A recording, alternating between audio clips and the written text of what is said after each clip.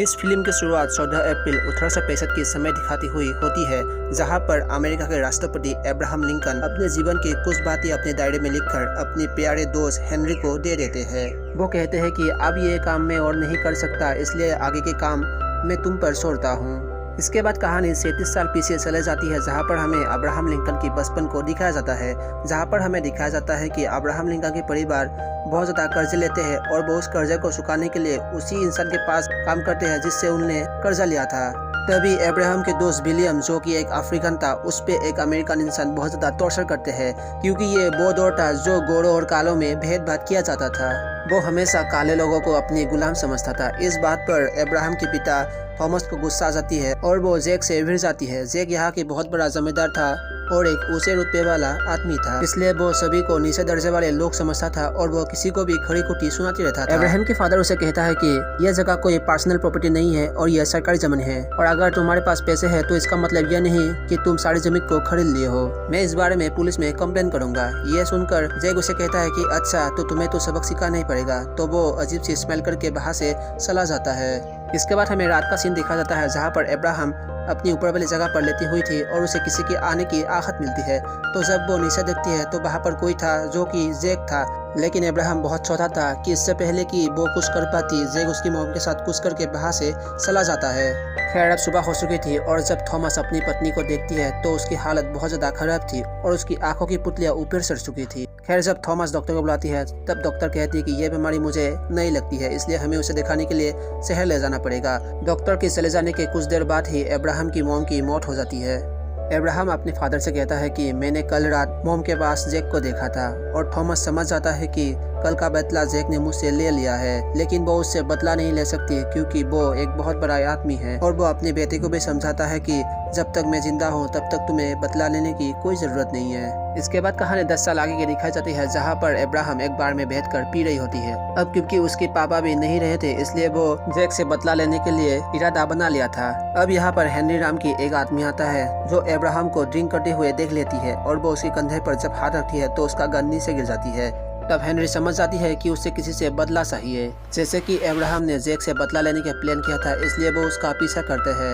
अब एक गली में जैक अपने शिकार का खून चूस रही थी और तभी अब्राहम आ जाती है। दोनों के बीच एक घमासान फाइट शुरू हो जाती है, लेकिन जैक एक वैम्पायर था, इसलिए वो अब्राहम को पटक पटक कर मार रही होती है। लेकिन मौका देखकर अब्राहम जैक की एक आंख पर गोली मार देती है। उसे लगता है कि जैक तो अब मर गया होगा और उसका बदला भी पूरा हो गया होगा, लेकिन जैक एक बहुत खतरनाक वैम्पायर था और वो उसकी गोली को भी झेल गया था और वो उस पर अब भारी पड़ने लगा था।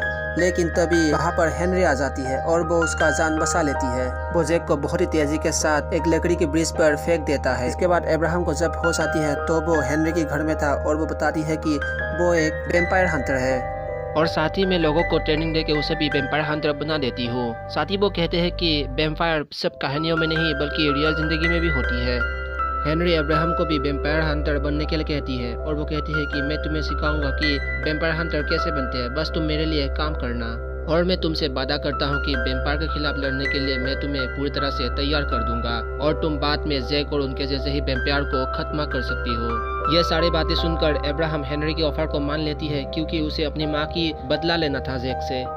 अब ट्रेनिंग के दौरान ही हेनरी अब्राहम को बताती है वैम्पायर के बारे में। वो बताती है कि वैम्पायर आईने में दिखाई नहीं देती और वैम्पायर की सबसे बड़ा कमजोरी यह है कि वो चांदी से बहुत ज्यादा डरते हैं, क्योंकि चांदी के हथियार से ही उसे मारा जा सकता है।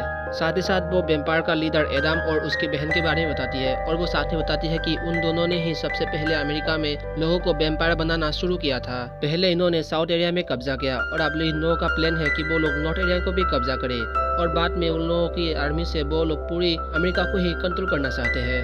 क्योंकि इतनी बड़ी कंट्री में इतने सारे वैम्पायर हैं, तो उन वैम्पायर को मारने के लिए वैम्पायर हंटर तो हो नहीं चाहिए, क्योंकि वैम्पायर को मारने से ही मानव जाति जिंदा रह सकती है। फिर हेनरी अब्राहम को ट्रेनिंग कंप्लीट करने के बाद उसे एक शहर में भेज देती है, जहाँ पर आने के बाद अब्राहम एक दुकान के मालिक से दोस्ती कर लेती है और वो बदले में उसे रहने के लिए एक जगह भी दे देती है। साथ ही उसे उसी जगह पर काम करने के लिए जॉब भी दे देती है। दूसरी तरफ हेनरी वैम्पायर की लोकेशनों को ढूंढ निकालता था और रात को अब्राहम जाकर उस वैम्पायर को मार देता था। ऐसा अगले कई सालों तक चलती रही थी और अब तक अब्राहम 50 से भी ज्यादा वैम्पायर को मार चुकी थी। साथ ही हेनरी अब्राहम को यह बताती है कि कभी भी किसी प्यार में नहीं पड़ना, और ना ही किसी से शादी करना, क्योंकि तुम अगर ऐसा करोगे तो वेम्पायर को तुम्हारी कमजोरी पता चल जाएगी और तुम पे वो भारी पड़ जाएगा। फिर भी अब्राहम को उसी शहर की एक लड़की मेरी से प्यार हो जाती है। वही इतने सालों के साथ हमें जैक को दिखा जाता है, जो कि उसका अगली टारगेट वही लड़की यानी कि वो मेरी थी। अब्राहम पहले भी जैक से भिड़ चुका है, इसके बारे में वो हेनरी को बताती है और हेनरी ये बात सुनकर अब्राहम को एक चांदी की घड़ी देती है और कहती है कि बक ये तुम्हारी काम आएगा।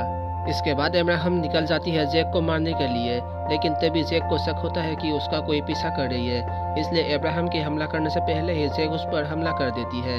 लेकिन जैक अब्राहम से बचने के लिए अस्तबल की सारे घोड़ों को खोल देती है। अब जैसे कि वो एक वेम्पायर था, इसलिए उसके पास सुपर स्ट्रेंथ और वेम्पायर की पावर थी, इसलिए वो अब्राहम से खेलने लग जाती है। लेकिन एक समय ऐसा आता है कि अब्राहम उसे पकड़ लेती है और अब उसे मारने वाले होती है, लेकिन जैक उसे बताती है कि तुम जिसके लिए काम करती हो, मतलब हेनरी, क्या तुम्हें पता है कि वो भी एक वेम्पायर है। लेकिन अब्राहम को जैक की बात पर विश्वास नहीं होती और बाद में जैक को वो गोली मार देती है। लेकिन अब्राहम के दिमाग में ये बात बैठ चुकी थी, इसलिए वो हेनरी से मिलने के लिए उसके घर जाती है। लेकिन वो तब देखती है कि हेनरी एक लड़की का शिकार कर रही थी। इस बात पर अब्राहम को बहुत ज्यादा गुस्सा आ जाती है और वो उसे बहुत ज्यादा मारने लग जाती है।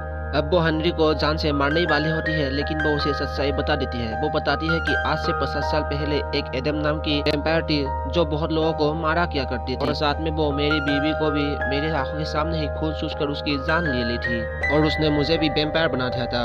और हम वेम्पायरों में एक समझौता होता है कि हम लोग एक दूसरे को नहीं मार सकते। इसका मतलब एक इंसान ही एक वेम्पायर को मार सकती है। इसलिए मैं अपनी बीवी के बदला लेने के लिए एक ऐसी इंसान को ढूंढ रहा था जिसका कोई परिवार नहीं था और वो वेम्पायर से बहुत ज्यादा नफरत करती हो। मैं जानता हूँ कि मैंने बहुत ज्यादा गलत किया है, लेकिन मेरा इसके अलावा और कोई सहारा नहीं था। ये सुनकर अब्राहम उससे बहुत ज्यादा नाराज होती है और वो इस वेम्पायर हंटर वाले काम को भी छोड़ना चाहता था। दूसरी तरफ एडम जैक की बॉडी को देखने के लिए आई होती है। तब उसे जैक की बॉडी में से एडम की वो घड़ी मिलती है जो उनको हेनरी ने दिया था। तब उसे पता चलती है कि सारे वेम्पायर को अब्राहम ही मार रही है, इसलिए वो अब्राहम को अपने पास बुलाने के लिए उसकी बेस्ट फ्रेंड को किडनैप कर लेती है ताकि वो उसे बचाने के लिए आ सके। और वो उन्हें एक धमकी भरी नोट भेजती है जहाँ पर उसकी लोकेशन थी। बाद में अब्राहम और उसकी शॉप ओनर दोनों उसी जगह पर पहुंच जाते हैं जहाँ पर एडम और उसके वेम्पायर दोस्त ब्लैक अमेरिकाओं के खून चूस रही थी। लेकिन अभी एडम आ जाती है और वो उन वेम्पायरों को मारना शुरू कर देती है। लेकिन एडम अब्राहम को पकड़ लेती है और साथ में वो उसे एक ऑफर देते हैं कि तुम हेनरी को मार दो और हमारी टीम को ज्वाइन कर लो। लेकिन इसके लिए अब्राहम नहीं मानती, तो एडम उसकी बेस्ट फ्रेंड को मारने के लिए आगे बढ़ती है। लेकिन तभी अब्राहम और उसके दोस्त को बचाने के लिए वो शॉपकीपर आ जाती है और वो दोनों भी उस शॉपकीपर की गाड़ी में बैठकर बाहर से भागने में कामयाब हो जाती है। इसके बाद हम देखते हैं कि लिंकन मेरी से शादी कर लेती है जिससे वो प्यार करता था। इसके बाद वो पॉलिटिक्स में ज्वाइन करती है क्योंकि उसे गुलामी को हटाना था, इसलिए वो जगह जगह जाकर कैंपेन करते हैं। लेकिन हेनरी अब्राहम को कहती है कि गुलामों को वेम्पायर अपने खाने के लिए इस्तेमाल करती है। अगर तुमने गुलामी बंद करवा दी तो वेम्पायर्स के खाने के जरिया खत्म हो जाएगा, जिससे वो लोग अपने आपे से बाहर हो जाएंगे और इससे वो होगा जिसका तुम कल्पना भी नहीं कर सकते।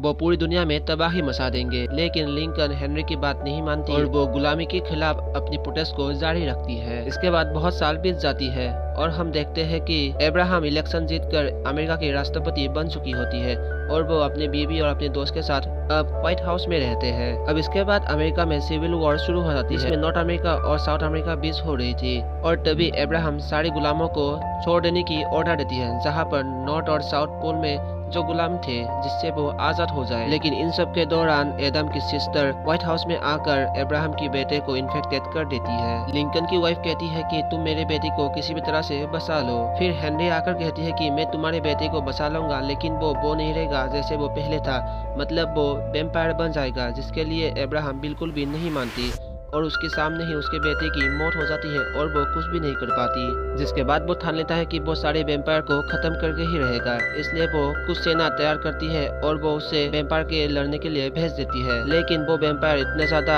फुर्तीला और तेज होती है कि वो कोई भी सेना उसके सामने टिक नहीं पाती। ऐसा काफी समय तक चलती रहती है। लेकिन तभी अब्राहम को याद आती है कि वेम्पायर की कमजोरी चांदी है, इसलिए वो सारी शहर चांदी को गुताने में लग जाती है। लेकिन ये बात उसी के ग्रुप के एक पॉलिटिशियन को पसंद नहीं आती और वो एडम को जाकर सब कुछ बता देती है कि वो लोग अब्राहम सारे वेम्पायर को खत्म करने के लिए सारे शहर से चांदी की चीजें कलेक्ट कर रही है और आज रात इस चांदियों को एक ट्रेन से पिच पर पहुंचाया जाएगा, जहां पर तुम वेम्पायरों की पूरी बस्ती है। बडोमा ये बात जाकर एडम को बता देती है और वो उस ट्रेन को तबाह करने के लिए उस ट्रेन के ऊपर हमला कर देते हैं और नीचे से बडोमा उस पूरी की पूरी ब्रिज को ही जला देती है जिससे वो ट्रेन ब्लास्ट हो जाए। लेकिन बाद में एडम को पता चल जाती है कि इस ट्रेन में कभी चांदी थी ही नहीं, यहाँ पर सिर्फ पत्थर थी। ये सब तो बस अब्राहम की एक प्लान थी जिससे वो वैम्पायर की सारी लहर को खत्म कर सके। इसके बाद अब्राहम अपनी कुल्हाड़ी को लेकर सारे वैम्पायर को मारना शुरू कर देते हैं और बाद में वो एडम को भी खत्म कर जाती है, लेकिन बडोमा वहां से बचकर निकल जाती है। बडोमा अपने भाई से बहुत ज्यादा प्यार करती थी। अब जब उसकी भाई नहीं रही थी इसलिए वो अब्राहम की बीवी को मारने के लिए चले जाती है। तभी अब्राहम की बीवी को भी पता चलती है कि उसको कोई मारने के लिए आई है। हालांकि उसके पास कोई चांदी की चीज नहीं थी, इसलिए वो अपने गले में रहे हुए चांदी की चीज को उतार कर गोली की तरह इस्तेमाल करती है और जब बडोमा उसे हमला करने के लिए आती है तब उसकी वाइफ उसकी सर में गोली मारकर उसको खत्म कर देती है। जिसके बाद वो सारी सेना भी चांदी की चीजें इस्तेमाल करके सारे वैम्पायर को मारना शुरू कर देते हैं और इस तरह से अब्राहम लिंकन अमेरिका को वैम्पायर से सुरक्षा दिलाती है।